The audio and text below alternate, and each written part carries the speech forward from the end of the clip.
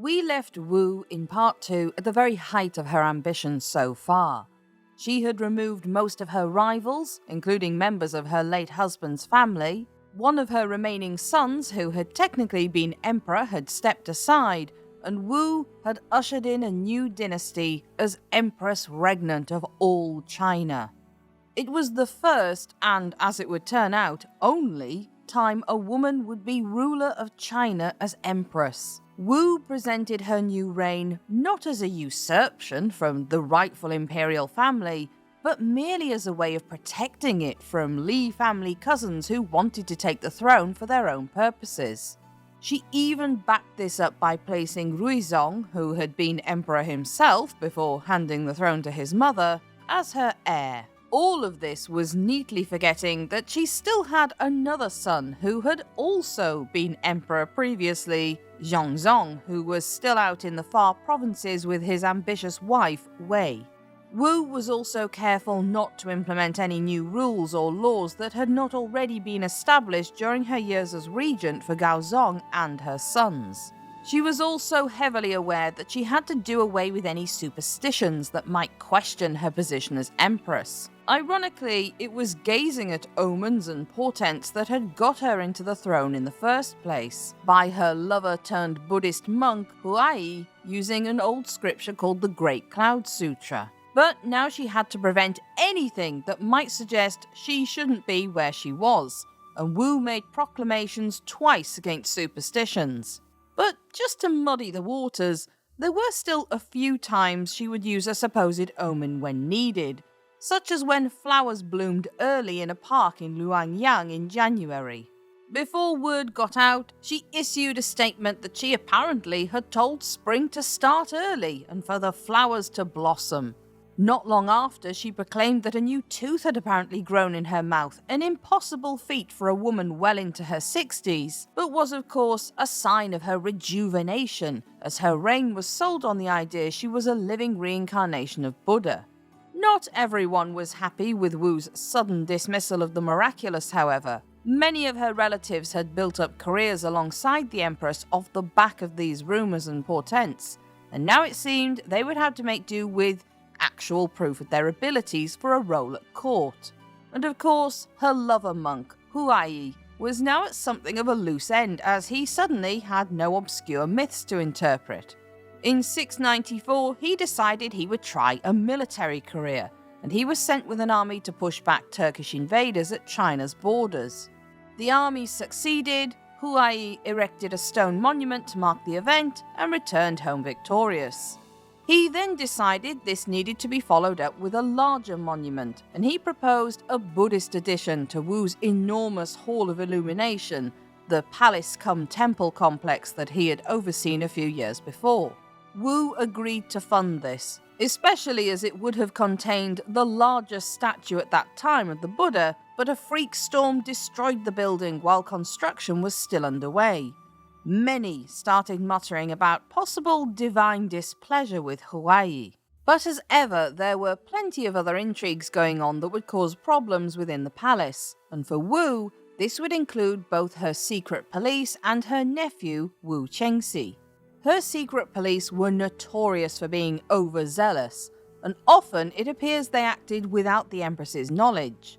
In fact, sometimes they were conspiring with Chengxi, who seems to have had an idea that he should replace Ruizong as the Empress's heir.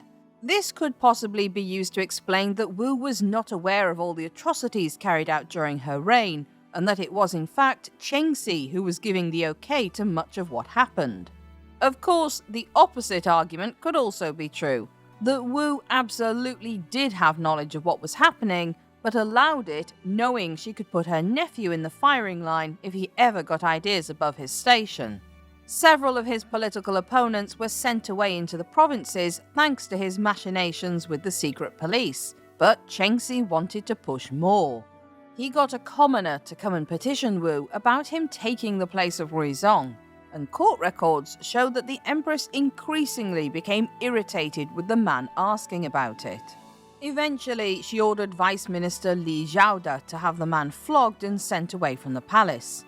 Zhaoda was also outspoken against Chengxi becoming crown prince, pointing out that a nephew had never taken the place of a son, and that as Wu had essentially been entrusted with China by Gaozong, it would do him a disservice, as Chengxi would never set up ancestral temples for him. Wu agreed, understanding that her heir had to be of Gaozong's line, otherwise her own tenuous position as empress was lost.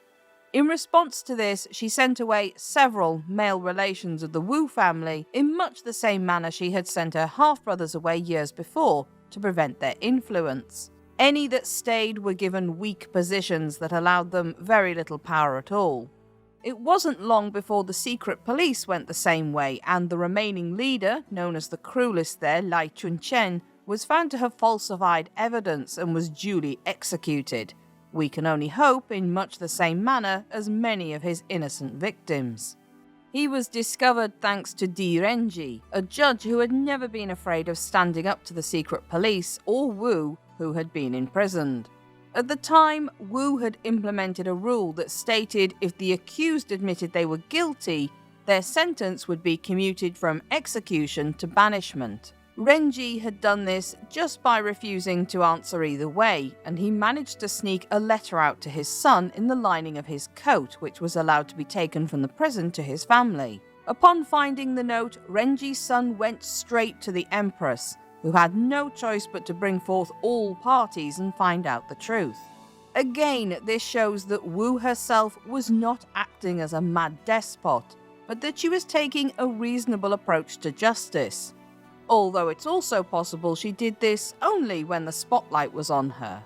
In 693, accusations came in closer to home. With the Wu relatives sent away, there was still trouble to be made with Wu's son, Ruizong. Not long after New Year's, one of Wu's ladies-in-waiting accused two of Ruizong's wives, including Crown Princess Liu, of witchcraft. The whole thing had similarities to when Wu had taken advantage of Empress Wang and consort Zhao's accusations of witchcraft years before. Aware of the delicacy of his own position, Ruizong did not speak up in their favour, and the two women were executed. On top of this, it became clear even he was growing tired of his secluded position within the palace, and Wu also caught two officials who had planned to meet with her son in secret, also having them executed for plotting. Ruizong himself might have been next, was it not for one of his servants. The man swore to cut out his own heart to prove his loyalty to Ruizong, and therefore Ruizong's loyalty to Wu. And she was convinced enough by this stunt to send a surgeon to help the servant and to excuse her son from any accusations. This shows that the early years of Wu's reign were somewhat mixed. As an example, men like Di Renji were granted high official posts, but equally so would those with opposing views also be appointed to equivalent posts. She was also a popular leader amongst ordinary folk who were enjoying a prosperous period in China, and the economy was doing well, and in 695, Wu even allowed everyone to go without paying tax for the year. And the culture of the time changed as Wu continued to push Buddhism in her reign. She had two magnificent new temples built at Luoyang and Chang'an, raised several Buddhist monks to dukedoms, as well as giant Buddha statues at Longmen Grottos, including a colossal Maitreya that was apparently based on Wu herself. But this in turn attracted many who saw it as a way to gain popularity points and money from the Empress, including a con woman who ran an abbey that was really a brothel. But those charlatans closer to home would also soon run into problems. Huaiyi helped out at a festival in early 695 for New Year, but when he threw coins into the crowd for good luck, it caused a stampede which killed several people. This, along with other strange incidents such as cutting his leg and smearing blood on a statue of Buddha during a religious ceremony, meant Huaiyi soon retreated from court with his entourage of monk thugs. Obviously, when he was absent, those who disliked the monk used the opportunity to badmouth him to the Empress, who was immediately put on alert as soon as the words, "he might be planning a revolt," were uttered. Now in a position of the highest power, and having used every trick in the book to get herself there, Wu was paranoid of it being ripped away, and she agreed to an investigation into Huaiyi's activities. When he was ordered back to court to defend himself against evidence that had apparently been found of his wrongdoing, Huaiyi again left in disgust, having ridden in on horseback both into and out of the palace hall itself. Wu was in a forgiving enough mood to allow this behaviour, but she was less forgiving with her lover's favourites, and she banished several of his entourage to far-flung corners of China. Why Huaiyi thought he was above the Empress, no one can ever be sure, but in an act of spite, he decided to set fire to the Hall of Illumination. Perhaps he even possibly hoped Wu would be caught inside as it went ablaze. It was destroyed along with Wu's belief in her many religious hangers-on, and she decided Huaiyi wouldn't even face a trial for what he had done. However, it is also impossible to know what actually happened to him. He disappeared, no trace of him, until his dead body turned up in a cart at the White Horse Temple in Luoyang. Rumours abounded of him being tied to trees and whipped to death, or strangled under the illusion he was to partake in an orgy with Wu's serving girls. But either way, the truth was, he was now out of the picture. Wu now discarded any remaining faith she had in omens or fortunes and became much more heavily involved in the administration and protection of her realm. In the spring of 696, the western and northern borders of China faced threats from the Tibetan Empire. Wu's armies had previously made gains just a few years before, but this time her army failed and was soundly beaten back. To add to these troubles, a few months later in the summer, she faced a rebellion from the Khitan people to the north. This was entirely understandable on their part, as they had been refused extra provisions of grain while China had a bad harvest the year before, and many of their people were starving. Wu sent armies that were pushed back by the Khitan, but they did have a hint of some help, although it would turn out to not really be help. Khan Kwapagan was a Turkish leader who had a few years earlier attempted to raid China's borders, being stopped by no less than Huaiyi while he was still around, and had instead bent the knee and received a dukedom. He offered aid in pushing back the Khitan tribes, but in exchange he wanted a larger area under his control, more food from China's reserves, and a whole swathe of farming implements to cultivate the land. To back up his words, he attacked a Khitan camp and his men carried off the women there. So then Kapagan demanded his daughter should be married to a Chinese prince. Wu was convinced, and she sent grain, silk, farming tools, and her great-nephew Yanxiu to be a bridegroom. Some officials were unhappy about this, and they pointed out that the granting of more land now effectively placed the Turkish closer to areas that would be difficult to control with an army, as opposed to before when they had a desert to cross. The Empress ignored the suggestion though and went ahead with her gifts. It was no surprise to some that a few weeks later came back a reply from Kapagan, complaining that the silk was old, the grain rotten, the tools broken, and Yanxiu not royal enough. Therefore, he added, he had decided to attack northern China instead of defending it. But Kapagan's excuse for this turnaround was not apparently to gain anything, but rather because he had heard only Zhongzong and Ruizong had survived of the Li family, and as a patriot, he felt he had to help restore them to the throne. It was a nightmare for Wu. As she was now forced to redirect her military forces towards the north, it meant she had no choice but to now try and appease the Tibetans attacking from the west. She tried to bulk up her army with people fleeing the north to avoid taxation and conscription, and when that didn't work, Wu had no choice but to use slaves and criminals. It can't have been a very effective army. On top of this, she put one of her nephews in charge of leading the army, and he messed everything in the campaign up, which set off whispers that the Wu family was unsuited for their royal position. However, there was a member of Wu's family who was also part of the Li family, and she was about to use his popularity with the court and the people, her son, Zhongzong. No doubt during his exile he had worried about when some secret plot to kill him might come about, or just a command back to the court for nefarious means, and yet he had so far survived. In fact, Direnji had been pushing gently for a while for Wu to accept bringing her sons back to court, well aware that time was not on her side as she aged.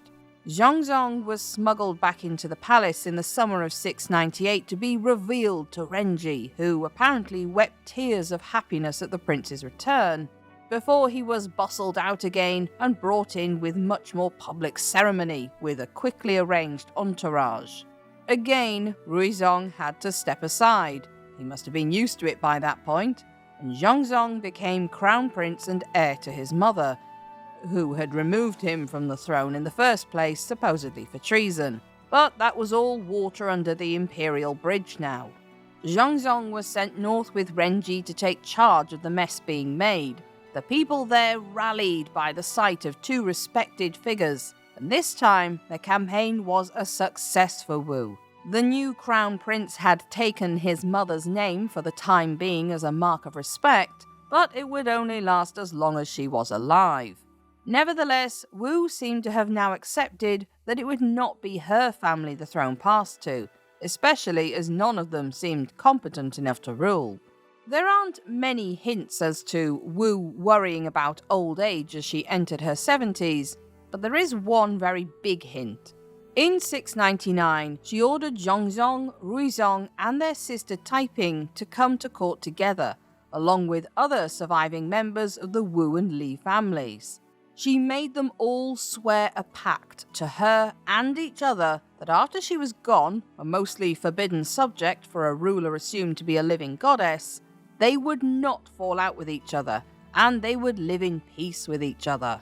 Wu knew how ridiculously slim this idea probably was, and had the whole thing carved onto an iron tablet, deposited within the palace archives in an attempt to make it stick. In this year, she also created a new section of her government called the Office of the Crane. The entire purpose of this department was to find elixirs, potions, and ointments that might prolong the Empress's life, something considered entirely normal for a ruler approaching very old age, and it had been done by previous emperors. However, Wu's choice of age-defying medicine raised a lot of eyebrows, and considering the double standard around Chinese ideas of sex at the time, was frowned upon. The two men put in charge of the office were two brothers, Zhang Yixi and Zhang Changzong. They were young, attractive, and since 697 had been spending time with the Empress within the inner palace, drinking and gambling. It was heavily hinted that the two young men were in fact Wu's lovers.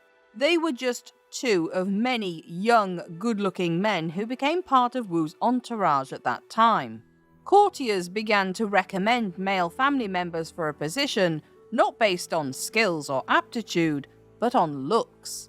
One court official was heard boasting that he had better stamina and size than either the late Huaiyi or the Zhang brothers, and so he expected to soon be brought into the inner palace. But the strangest part is that Wu felt the need to hide her male concubines, if that's what they were, and it definitely looks that way. Had she been an elderly male emperor, she would have been expected to sleep with several young women in order to extend her life. So therefore, as ruler, was she not simply doing the same, albeit with the genders reversed? This was in fact a much deeper issue, and comes back to the dislike of Wu as empress purely based on the fact she was female, and that her position was only ever seen by many contemporaries as a holding place for her sons. An empress being in charge had had an effect on the female population of China as well, and many women had stopped wearing veils, had started wearing the trousers worn by their northern neighbours, and many women at court now conducted their own affairs with young men, including Princess Taiping. Unfortunately, the way in which Wu had previously been concerned about corruption within her government seems to have bothered her less as she grew older. Sending away everyone she thought was an enemy to the throne to outer provinces had made sure these distant places saw little of the talent that remained at the palace. Wu did make some half-hearted attempts to curb the corruption within many of the Buddhist temples that had thrived under her patronage, and in her old age she began to lean more towards Taoism again than Buddhism. It's possible she was worried about what she might be reincarnated as after a lifetime of dubious behaviour. In 700, Renji, who by that point had become Wu's most trusted advisor, died. Wu was genuinely saddened by his death, apparently saying that the court was empty without his presence. But of course his death left a vacuum, and it was quickly filled by the Zhang brothers. Wu came to lean on them more and more, and those at court realised that if they wanted something doing, they needed the influence of the brothers. One of their other siblings, Zhang Changyi, was approached with an offer of gold to help a man who had passed his imperial examinations but was yet to gain a position. Changyi agreed, but forgot the man's full name except for his surname. Unfortunately, on the shortlist for the position, the surname appeared 60 times. So the man in charge of hiring had no choice but to hire all 60 people with the surname if he wanted to avoid being in trouble with the Zhang brothers. This grew worse with a squabble between some of Wu's grandchildren. Zhongzong's eldest son, Chongfu, was the son of a lower concubine rather than the Empress Wei, and this meant he had no chance of becoming his father's heir. So he cozied up to the Zhang brothers and then tattled on his relatives, saying that his half-siblings Princess Yide and Princess Yongtai and his brother-in-law Wu Yanji had been complaining openly about how close Wu was to the Zhangs. Wu's reaction was severe even for her, and it's possible Changyi had cooked up some worse evidence than we know of, but she gave them a punishment of flogging that would lead to death. Others also tried to work against the Zhangs. One official in 703 claimed he had heard one of the brothers had visited a fortune teller who had told him he had an imperial future if he built a new Buddhist temple.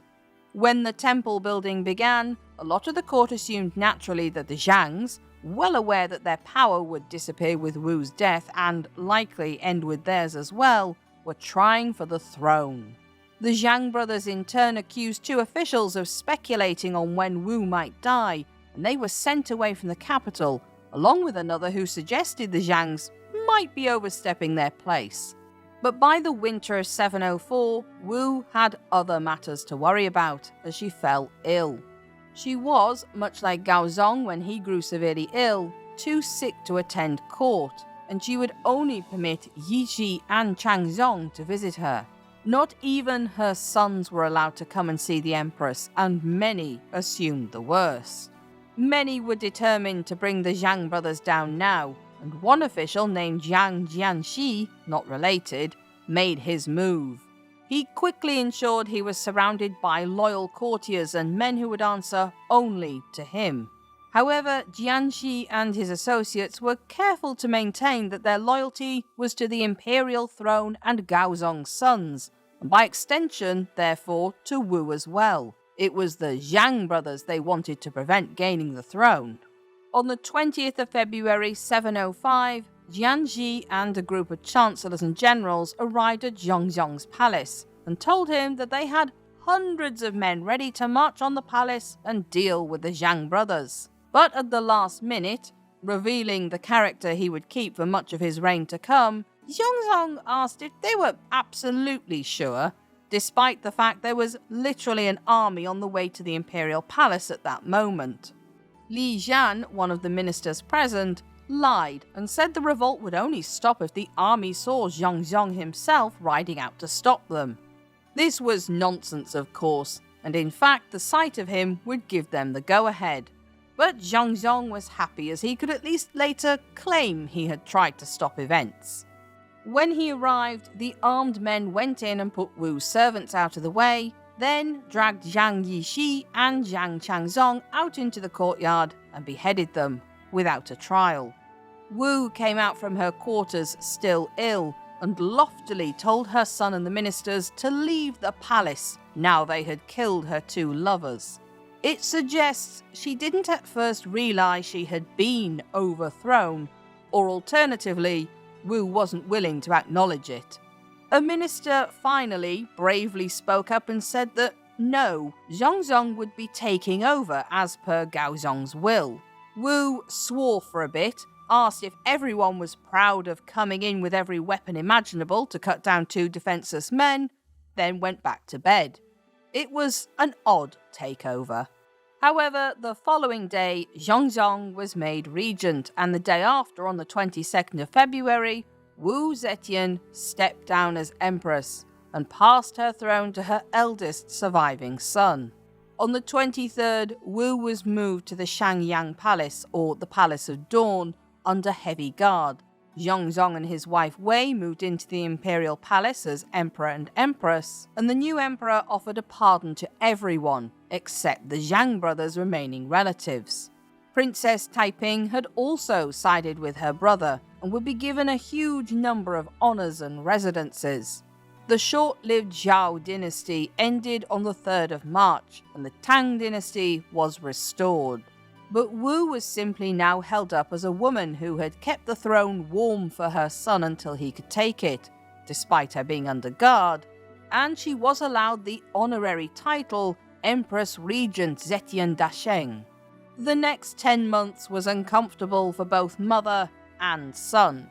Once a fortnight, Zhang would brave a visit to Wu, during which he would tensely inform her about what acts and proclamations he had carried out, and she would laugh at him and tell him he was doing it all wrong. However, it does appear Wu started to have some regrets as death came closer, and she decided that she no longer wanted to be remembered as a living goddess, or even as an empress after her death, but in fact merely to be remembered as Gaozong's wife and to be buried next to him. It shows that she had loved Gaozong, even if she had simultaneously seen a way to create power for herself during his illness. She also pardoned some people she had sentenced to execution during her long life, although many would have privately thought the list was rather short. On Wu's list were the Empress Wang and Consort Xiao, as well as a small number of ministers, but no one else. Again, there was no mention of the niece she had supposedly poisoned at the dinner party, or her sister Helan, or her mother, or any of the other suggestions that came up after Wu had passed away.